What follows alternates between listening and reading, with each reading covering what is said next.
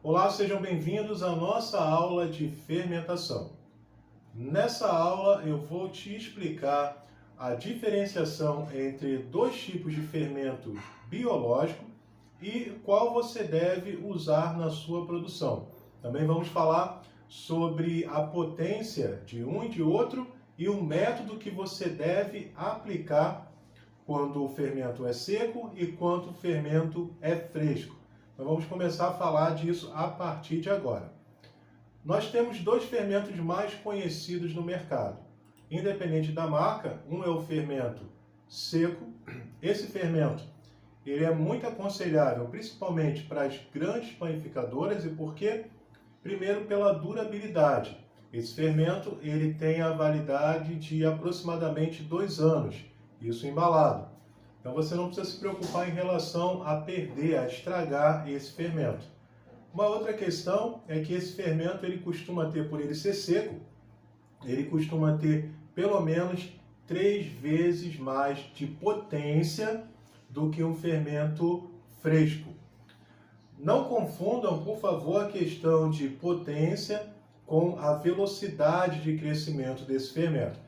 Esse fermento, a velocidade dele costuma ser um pouco menor, tá? A velocidade dele ela é diferente da velocidade no fermento fresco, mas a potência dele é uma potência maior. Fica um pouco confuso quando nós estamos falando unicamente de teórica, mas quando você começa a usar os dois fermentos, você percebe ali na sua própria produção a diferenciação entre um fermento e outro. Esse fermento aberto, basicamente, ele é dessa forma aqui. Ele é um fermento totalmente granulado, não tem nenhum percentual de líquido, ele é totalmente concentrado e instantâneo. Esse é o nosso fermento seco. Agora eu vou mostrar para vocês aqui um outro fermento, que é o fermento fresco. Independente da marca, estamos usando essa marca como exemplo unicamente, mas esse fermento fresco, ele já contém líquido e a forma de você manusear também é diferente do fermento seco.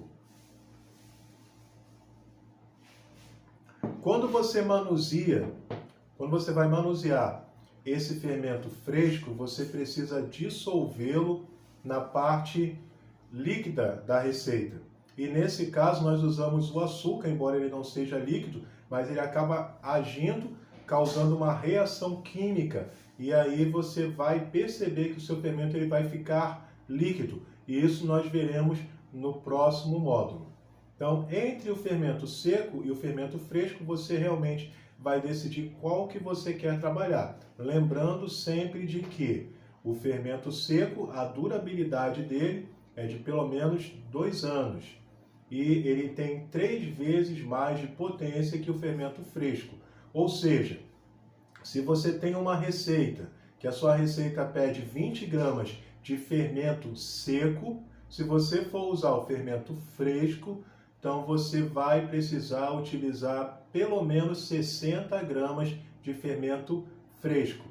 E a forma de manusear, fermento seco mistura-se com a parte seca da receita, ou seja, você vai iniciar com farinha, juntamente com o fermento, vai misturar, vai acrescentar os demais secos e sempre não colocando o sal em cima do fermento.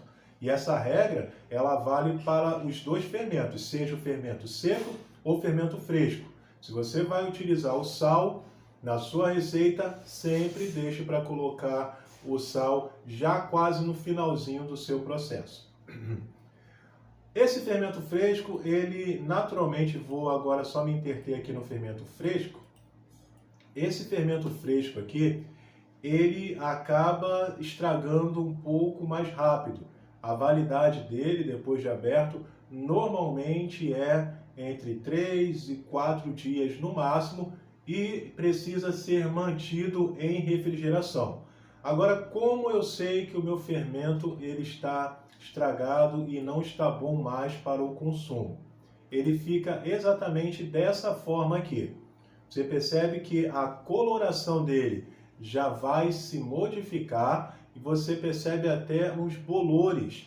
Então, se você abrir um fermento e ele está dessa forma, independente aí do tempo em que a validade dele esteja, você não pode utilizar em hipótese nenhuma, porque aqui os micro-organismos já estão se proliferando e as leveduras elas já estão perdendo a sua potência. Então, duas coisas você vai ter de ruim nessa sua massa. A primeira é, você não terá a potência que você precisa, e a outra é que esse fermento ele já está com bolores, já está estragando, então não vai ser bom para o consumo, mesmo que ele vá aí para o poder de cocção, para o forno naturalmente, mas ainda assim não é aconselhável que você venha utilizar. Então nesse módulo, foi um módulo muito rápido, mas foi exatamente para mostrar a diferença entre um fermento e outro fermento, e aí você opta qual que você deseja utilizar. No nosso curso nós usaremos o fermento fresco, mas você pode aí, sem dúvida nenhuma, escolher o melhor fermento para você trabalhar dentro da sua produção.